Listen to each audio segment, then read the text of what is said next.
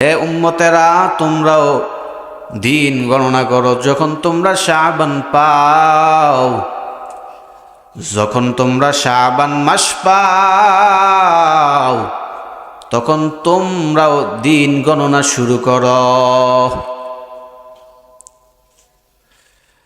বলে পয়গাম্বর আমার, আপনার হাবিব রমজানের পর, রমজান মাস তো রোজা রাখে পুরা 30 দিন, পুরা রমজান মাস 30 হোক 29 হোক রোজা রাখা লাগবে নি, এটা ফরজ। রমজানের পর যদি কোনো মাসে আমার আপনার পয়গাম্বর রোজা রাখতেন, বেশি বেশি নফল ইবাদত করতেন, তাহলে আমার আপনার পয়গাম্বর শাবান মাসে বেশি রোজা রাখতেন, বেশি নফল ইবাদত করতেন। আম্মাজান আয়েশা রাদিয়াল্লাহু তাআলা আনহা, উম্মুল মুমিনিন আম্মাজান আয়েশা রাদিয়াল্লাহু তাআলা আনহা, চিনেননি আম্মাজান আয়েশাকে? পয়গম্বরের স্ত্রী আম্মাজান আয়েশা রাদিয়াল্লাহু তাআলা আনহা। আম্মাজান আয়েশা রাদিয়াল্লাহু তাআলা আনহা জানা দেয়, আমার পয়গম্বর রমজানের পর শাবান মাসে এত পরিমাণে রোজা রাখতেন, এত পরিমাণে রোজা রাখতেন। মাঝে মাঝে পয়গম্বর পুরা শাবান মাস রোজা রাখতেন, পুরা শাবান মাস একটাও ভাঙতেন না রোজা। আবার মাঝে মাঝে পয়গম্বর দুই একটা রোজা ভাঙতেন শাবানের, নচেত পুরা শাবান মাসেই রোজা রাখতেন। আমার পয়গম্বর রোজা রাখতেন। পয়গম্বরকে আমার আপনার হাবিব রহমতের নবীকে হযরত উসামা বিন যায়েদ রাদিয়াল্লাহু তাআলা আনহু প্রশ্ন করেন, ও পয়গম্বর, আপনি কেন শাবান মাসে এত রোজা রাখেন? কেন শাবান মাসে, শাবান মাসে কেন এত রোজা রাখেন আপনি? অন্য অন্য মাসে তো রোজা রাখেন, কিন্তু শাবান মাস, এই মাস আসলেই দেখি আপনি রোজা কেন বাড়ায়া দেন, একটু বলেন। পয়গম্বর জানা দেয়, ও উসামা, এই শাবান মাস এমন একটা মাস, দুইটা কারণে আমি শাবান মাসে বেশি বেশি রোজা রাখি। কয়টা কারণে? দুইটা কারণে আমি রোজা রাখি। ও উসামা, আল্লাহ যে 4টা মাস আরাম করেছেন, এই 4টা মাস সম্মানিত করেছেন, এর মধ্যে একটা হলো রজব মাস। এই রজব মাস আল্লাহ তাআলা সম্মানিত করেছেন। অপর দিয়া রজবের পরে শাবান, শাবানের পরে হলো রমাজান। রমাজান মাস তো গুরুত্বপূর্ণ মাস, রমজান মাস গুরুত্বপূর্ণ মাস, এটা সবাই জানে, জানেনি? এটা সবাই জানে রমজান গুরুত্বপূর্ণ। আবার ওদিক দিয়া রজব সম্মানিত, মাঝখান দিয়া হলো শাবান। পয়গম্বর বলে, ওরে উসামা, এজন্য উম্মতেরা শাবান মাসে অনেক গাফেল থাকে, উম্মতেরা ইবাদত করতে চায় না। উম্মতেরা শাবান মাসে গাফেল থাকে, উম্মতেরা ইবাদত করতে চায় না রে উসামা। কারণ তারা সম্মানিত মাস রজব মাস পাইয়া তারা কিছু ইবাদত করে, তারপরে শাবান মাস আসলে ইবাদত করে না, রমজান আসলে আবার ইবাদত করে। এই শাবান মাসের ফজিলত সম্পর্কে আমরা জানি না, শাবান মাস সম্পর্কে আমরা পড়াশোনা নাই, জানাশোনা নাই, কিছুই নাই। পয়গম্বর বলে, উসামা, এই শাবান মাস উম্মতেরা শাবান মাসে গাফেল থেকে গাফেল, এটা আমার কথা না, পয়গম্বরের কথা। উম্মতেরা গাফেল থাকি ও উসামা, এই জন্য যেহেতু উম্মতেরা এই মাসে ইবাদত করতে চায় না, ইবাদত এটা উম্মতেরা গুরুত্ব দেয় না, এই জন্য আমি পয়গম্বর, আমি তো রহমাতাল লিল আলামিন, আমি তো ইবাদত ছাড়া থাকতে পারি না, এজন্য আমি শাবান মাসে রোজা রাখি। 1 নাম্বার কারণ। 2 নাম্বার কারণ হইল বেশি গুরুত্বপূর্ণ। কয়টা কারণ? কথা বলে না, এটা মনোযোগ দেন, না শুনলে কি বুঝবেন? কথা বলতে হবে। 1 নাম্বার হইল শাবান মাসে মানুষ গাফেল থাকে, গাফেল। 2 নাম্বার কারণ রহমতের নবী 2 নাম্বার কারণ জানায়া দেয়, ওরে উসামা, এই শাবান মাসে বান্দার আমল আল্লাহর দরবারে পেশ করা হয়। কি করা হয়? এই শাবান মাসে বান্দার আমল আল্লাহর দরবারে পেশ করা হয়। এরে আল্লাহর গোলাম, এই ইবাদত আল্লাহর দরবারে পেশ করা হয়, এটা নিয়ে 3টা কৌল, 3টা হাদিস রয়েছে। বলে দৈনন্দিন ইবাদত যেটা, এটাও আল্লাহর দরবারে পৌঁছে। আবার সাপ্তাহিক ইবাদত এটাও আল্লাহর দরবারে পৌঁছে যায়। আবার বাৎসরিক ইবাদত এটা শাবান মাসে আল্লাহর দরবারে পৌঁছে। বাতিটা দিয়ে দেন। বলে দৈনন্দিন ইবাদত, দৈনন্দিন ইবাদত বলে ফেরেশতারা, ফেরেশতারা একদল ফেরেশতা সকাল থেকে নিয়া সন্ধ্যা পর্যন্ত ডিউটিতে থাকে, আর একদল ফেরেশতারা সন্ধ্যা থেকে নিয়ে সকাল পর্যন্ত ডিউটি পালন করে উম্মতের পিছনে, বান্দা বান্দির জন্য। এই যে সারাদিন যেই ফেরেশতারা সকালবেলা আসে, ওই ফেরেশতারা আবার সন্ধ্যাবেলা চলে যায় আল্লাহর দরবারে, আল্লাহর দরবারে চলে যায়। আল্লাহর দরবারে যাইয়া বান্দার আমল পেশ করে। এটা হইল দৈনন্দিন ইবাদতের রিপোর্ট। আল্লাহর দরবারে রিপোর্ট পেশ করে ফেরেশতারা, ও আল্লাহ, আপনার বান্দা বান্দিরা এই আমল করেছে, এই গুনাহ করেছে, এটা পেশ করে। আরেকটা হলো সাপ্তাহিক রিপোর্ট। সাপ্তাহিক রিপোর্ট, মায়ার নবী, দয়ার নবী সোমবার এবং বৃহস্পতিবার রোজা রাখেন। সোমবার এবং বৃহস্পতিবার আমার আপনার পয়গম্বর রোজা রাখেন। কি রাখেন? রোজা রাখেন।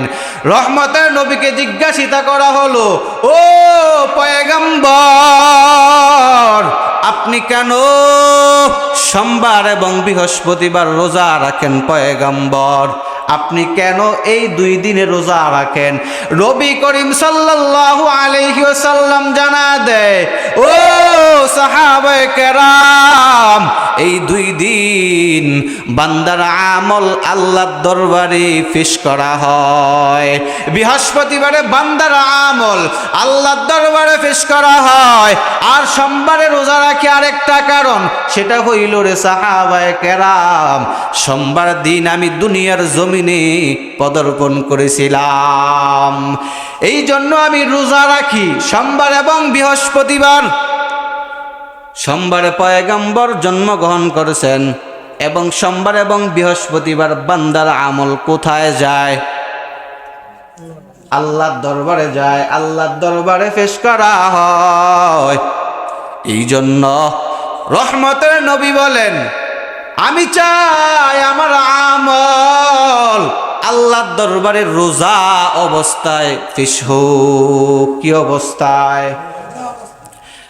পয়গম্বর বলেন, আমি চাই আমার ইবাদতগুলো আল্লাহর দরবারে রোজা অবস্থায় পেশ হোক। এরে আল্লাহর গোলাম, আরেকটা হইল বাৎসরিক ইবাদতের রিপোর্ট।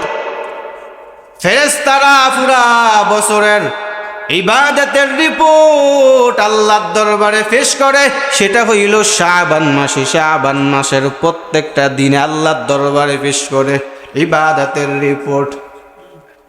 এজন্য মায়ার নবী বলেন, আমি চাই আমার আমলগুলো যেন আল্লাহর দরবারে রোজা অবস্থায় পেশ হোক, কারণ আল্লাহর কাছে সবচেয়ে প্রিয় আমল রোজা।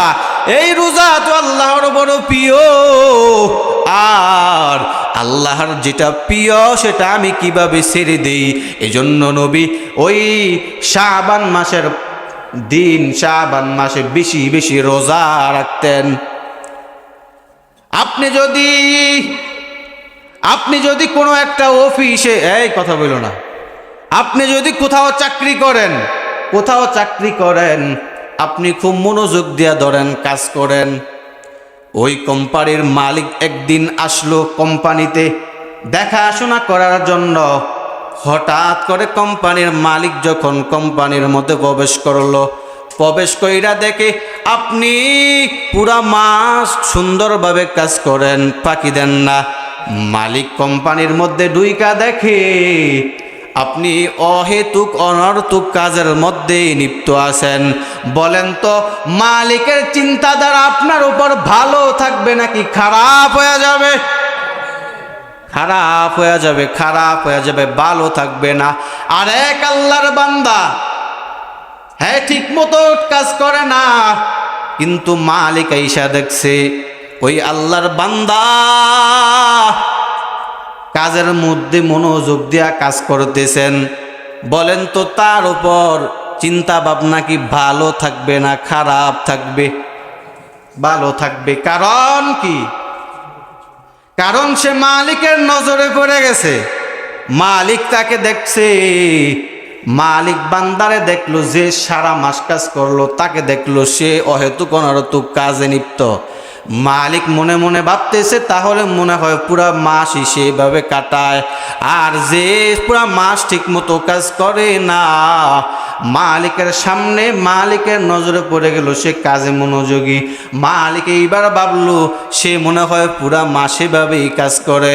মায়া নবী, দয়া নবী বলেন, ও সাহাবায়ে কেরাম, আরে আমার ইবাদত, আমার আমল, আমার রোজা, আমার নামাজ, আমার তাসবিহ তাহলিল, আমার গোটা ইবাদতগুলো যদি রোজা অবস্থায় আল্লাহর দরবারে পেশ করা হয়, আর ফেরেশতারা যদি বলে, ও আল্লাহ, আপনার বান্দা বান্দিরা রোজা অবস্থায় আমলগুলো প্রেরণ করেছে, আল্লাহ তাআলাও তখন বান্দা বান্দির উপর খুশি হয়ে যায়।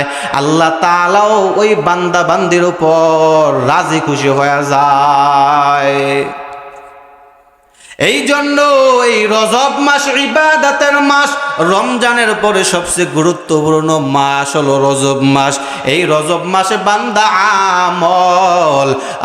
আমলের কার্যক্রমগুলো বাড়ায়া দেন, আমলের প্রতি একটু উদ্বুদ্ধ হন, আর যেগুলো গুনাহ করেছেন এই গুনাহগুলো তওবা করেন। মানুষ মনে করে লাইলাতুন নিসফি মিন শাবান, শাবানের মধ্যবর্তী রাত, শবে বরাতের রাতই মনে হয় গুরুত্বপূর্ণ। না না না, পুরা রজব মাসটাই আল্লাহর কাছে গুরুত্বপূর্ণ।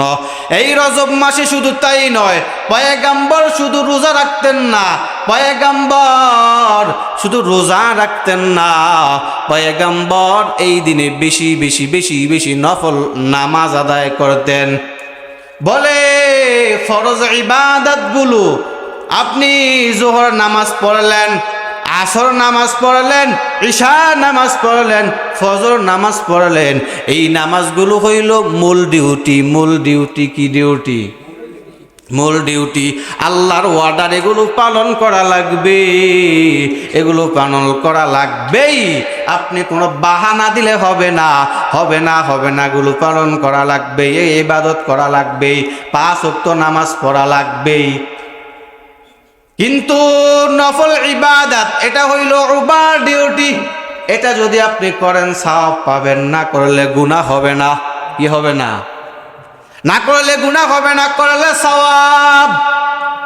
মায়া নবী, দয়া নবী, রহমাতাল লিল আলামিন এই শাবান মাসে বেশি বেশি বেশি বেশি নফল ইবাদত নফল নামাজ আদায় করতেন এবং সাহাবায়ে কেরামদেরকেও এই নফল নামাজের প্রতি উদ্বুদ্ধ করেছেন। এই জন্য আমরাও নফল ইবাদত করব। বলে রমজান সামনে হলো, রমজান রমজান এই শাবান হলো রমজানের প্রস্তুতিমূলক একটা মাস। বলে সামনে রমজান, বলে বান্দা যদি কোনো দুনিয়াবি কোনো কাজ যদি বান্দা করতে চায়, বান্দা যদি দুনিয়াবি কোনো কাজ, ধরেন কেউ যদি ফুটবল খেলতে যায়, ফুটবল খেলার আগে যদি একটু সে প্রশিক্ষণ নেয়, একটু রিহার্সাল করে, তাহলে খেলাটা ভালো হয়, হয় কি হয় না? কেউ যদি পরীক্ষা দিতে যায়, তাহলে পরীক্ষার আগে যদি সে একটু ভালো করে পড়াশোনা করে, সে একটু গাটাগাটি করে, তাহলে পরীক্ষা ভালো হয় না খারাপ হয়? তাহলে পরীক্ষা ভালো হয়। আল্লাহর নবী বলেন সামনে হলো রমজান মাস, এই রমজান মাসের পূর্বে তোমরা শাবান মাসে রমজান মাসের প্রস্তুতিমূলক বেশি বেশি রোজা রাখো, বেশি বেশি নফল নামাজ পড়ো, বেশি বেশি নফল ইবাদতগুলো করো। মায়ার নবী শুধু নফল নামাজ পড়েন নাই, আবার পয়গম্বর আমার নফল দান সদকাও করতেন। বলে বান্দা বান্দি নফল দান সৎকা করো, যত পারো দান সৎকা করো, এই মাসে যত পারো দান সৎকা করো। কি করো? দান সৎকা করো, দান সৎকা করো, অভ্যস্ত হও, যাতে রমজান মাস আসলে যাতে তোমার দান সৎকা করতে তোমার সুবিধা হয়, দান সৎকার করতে যেন সুবিধা হয়। এই জন্য আগে আগে একটু রিহার্সাল দাও, একটু রিহার্সাল দাও, দান কইরা রিহার্সাল দাও, নফল নামাজ পড়ে রিহার্সাল দাও, একটু প্রশিক্ষণ নাও, রোজা রাইখা রাইখা একটু রিহার্সাল দাও। এরে আল্লাহর গোলাম, নফল দান সৎকার, দান সৎকার তো এমনি অনেক ফজিলত, আবার যদি এটা হয় শাবান মাসে তাহলে তো আরো ফজিলত। দান সৎকার, এরে আল্লাহর গোলাম, মানুষ তো মরণশীল, কেউ জীবিত থাকবো নি। পৃথিবীর যত মানুষ আছে, আস্তিক নাস্তিক কাফের বেঈমান ইহুদি খ্রিস্টান যত ধরনের মানুষ আছে, সবাই বিশ্বাস করে মরা লাগবে, মৃত্যুবরণ করা লাগবে, প্রত্যেকে এটা বিশ্বাস করে। তো যেহেতু মৃত্যুবরণ করা লাগবে, ওই মৃত্যুর পর সমস্ত ইবাদতের খাত বন্ধ হয়ে যাবে। আপনি দুনিয়ায় যা ইবাদত করেছেন ওই ইবাদতই শেষ, কবরে যাইয়া কোনো ইবাদত কাজে লাগবে না, কোনো ইবাদত করতে পারবেন না। তিনটা ইবাদত যদি দুনিয়ার জমিনে রাইখা যাইতে পারেন, তাহলে সদকায়ে জারিয়া হিসাবে কবরের মধ্যে আমল পৌঁছতে থাকবে। এক নাম্বার হলো, বান্দা কেউ যদি এমন এমন ভালো কাজ করে, ধরেন একটা মসজিদ করলো, একটা মাদ্রাসা করে দিয়ে গেল, একটা টিউবওয়েল বসা দিয়া গেল, রাস্তার দুই পার্শ্ব দিয়া রোদ, মানুষ হাঁটতে বড় কষ্ট পায়, বলে রাস্তার পার্শ্ব দিয়া গাছ লাগায়া দিল, এগুলো হইল সদকায়ে জারিয়া। কি বলে এগুলো রে? কোন বান্দা যদি এমন ইবাদত করতে পারে, এগুলো কইরা কবরে যাইতে পারে, তাহলে মায়ার নবী দয়ার নবী জানায়া দেয়, ওই বান্দা কিয়ামত পর্যন্ত ওই বান্দার কবরের মধ্যে আমল পৌঁছতে থাকবে। এজন্য মসজিদ, একটা মসজিদ পারলে নির্মাণ করি। একটা মসজিদ যদি সম্ভব না হয়, কয়জনের দ্বারা সম্ভব? একটা মসজিদ একা নির্মাণ করা সম্ভব হবে নি, প্রত্যেকের দ্বারা সম্ভব না। সম্ভব না হলেও মায়া নবী জানা দেয়, কেউ যদি একটা মসজিদ পুরাপুরি করতে না পারে, তাহলে মসজিদের মধ্যে একটা ইট লাগবে, সিমেন্ট লাগবে, লাগেনি? ইট লাগে, সিমেন্ট লাগে, টিন লাগে, যদি টিনের মসজিদ হয় টিন লাগে, ফ্যান লাগে, বাতি লাগে, টিউবওয়েল লাগে, বাথরুম লাগে, ওযুখানা লাগে, লাগেনি? নবীজি বলেন এগুলো একটা একটা করে দাও, তাহলেও বান্দা তোমার সদকায়ে জারিয়ার সওয়াব পুষতে থাকবে। বান্দা আমরা প্রত্যেকেই মৃত্যুবরণ করব, মরা লাগবে, মরা লাগবে। মরণ থেকে যতই পালাও মরণ তোমায় নিবে গিরি, মরণ থেকে যতই পালাও মরণ তোমায় নিবে গিরি। যদি শুধু আকাশ প্রাণে লুকাও, সেটায় লাগিয়ে সিঁড়ি। নদী পথে নৌকা চালাও ও মাঝি ভাই, বেলা ডুবার আগে আমি ওপার উঠতে চাই। ডুবে গেলে বেলা রে আর উঠে না, ভেঙে গেলে মেলা রে আর জমে না। এজন্য মৃত্যুবরণ করা লাগবে। মৃত্যু যেহেতু বরণ করব, টাকা পয়সা তো ইনকাম কম করি নাই, মসজিদের মধ্যে একটা লাইট লাগবে, একটা লাইট কিনে দেই। মানুষ এই লাইট, একটা ফ্যান লাগবে, একটা ফ্যান কিনে দেই।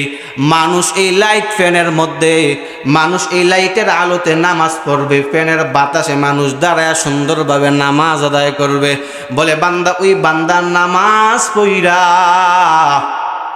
ওই বান্দা নামাজ পইরা যে সওয়াব অর্জন করলো, আপনি ওই এগুলো দিয়া আপনিও ওই বান্দার সমপরিমাণ সওয়াব অর্জন করতে পারবেন।